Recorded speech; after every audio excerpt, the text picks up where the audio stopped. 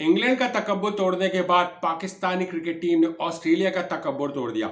Australia की सरजमीन पे उसको 2017 के बाद पहला वनडे इंटरनेशनल हराया। बेशक पाकिस्तान का रिकॉर्ड ऑस्ट्रेलिया की सरजमीन पे अच्छा नहीं है, रिकॉर्ड पे रिकॉर्ड बने।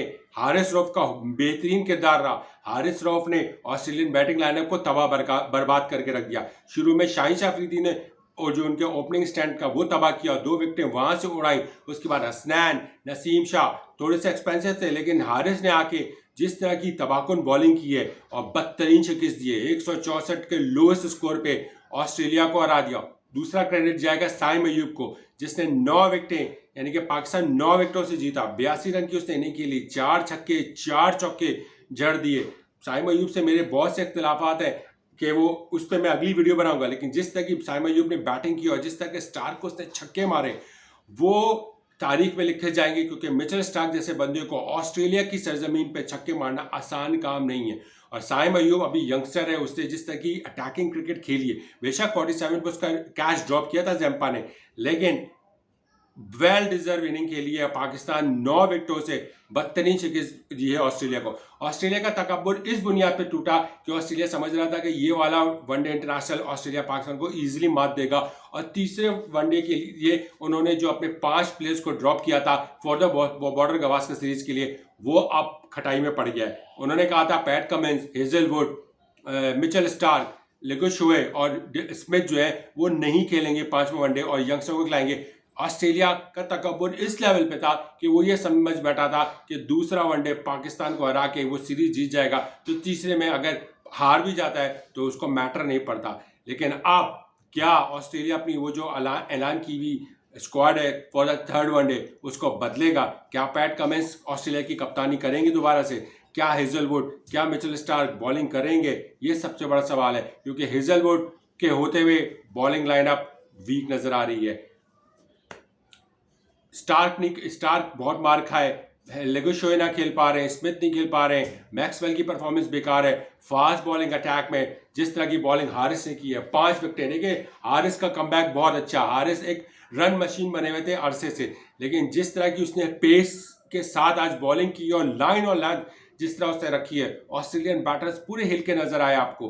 5 विकेटें लेना आसान काम नहीं है। हाँ बेशक ऑस्ट्रेलिया सरजमीन पे ऐसे पेस अटैकर चलते हैं, लेकिन हारिस का कमबैक बहुत बहुत ज़रूरी था और हारिस ने भरपूर फायदा उठाया ऑस्ट्रेलियन सरजमीन का।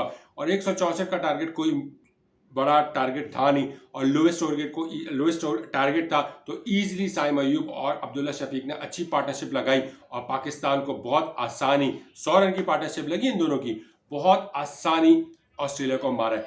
क्या ऑस्ट्रेलिया तीसरे वनडे के लिए अपनी टीम बदलेगा? यह बहुत बड़ा सवाल है। और या क्या पाकिस्तान 1996 के बाद कोई ऐसी सीरीज ऑस्ट्रेलिया में जीतने जा रहा है, वो भी मोहम्मद रिजवान की कप्तानी में? कप्तानी के अंदर फ्लॉज बहुत थे, रिजवान ने ओवर एक्टिंग के चक्कर में बेहतरीन कैच छोड़ दिया, लेकिन ओवरऑल अगर बात की जाए तो बॉलिंग का होल क्रेडिट जाता है। पहले शाहिन शाह अफरीदी ने अच्छी बॉलिंग की, फिर मिड में आके हसनैन ने विकेट हासिल की, हारिस तो ले ही रहा था और हारिस ने तो पूरी बैटिंग लाइनअप तबाह बर्बाद करके रख दी।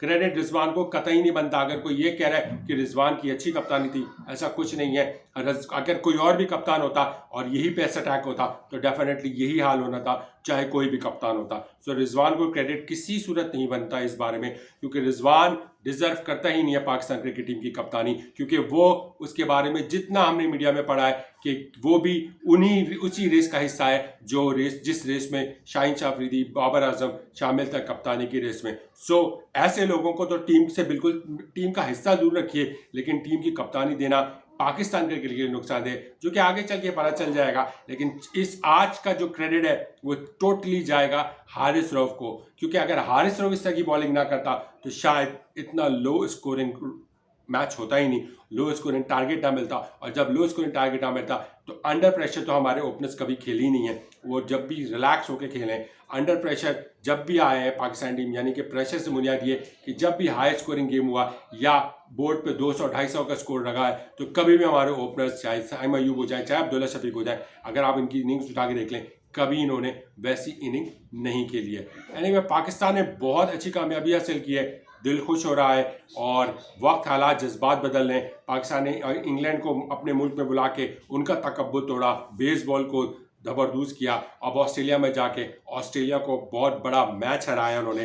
पहला मैच फाइटिंग था, वो बैड लक रही, लेकिन दूसरे में पाकिस्तान ने जिस तरह की कमबैक किया है और अब तीसरा फाइनल की तरफ जाएगा, जो कि अब ये चांसेस ज़्यादा नज़र आ रहे हैं कि शायद पाकिस्तान ये सीरीज़ जीत जाए और 1996 के बाद ये सीरीज़ पाकिस्तान अपने नाम करेगी।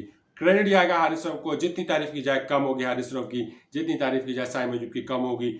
शाहीन शाह अफरीदी ने भी बेहतरीन बॉलिंग की है, पाकिस्तान के चारों पेसर्स ने बहुत बेहतरीन बॉलिंग की है, कोई शक नहीं है। अब आगे देखते हैं क्या बनता है। अपनी राय का इजाज़त कीजिएगा, अपना ख्याल रखिएगा, हाफिज़।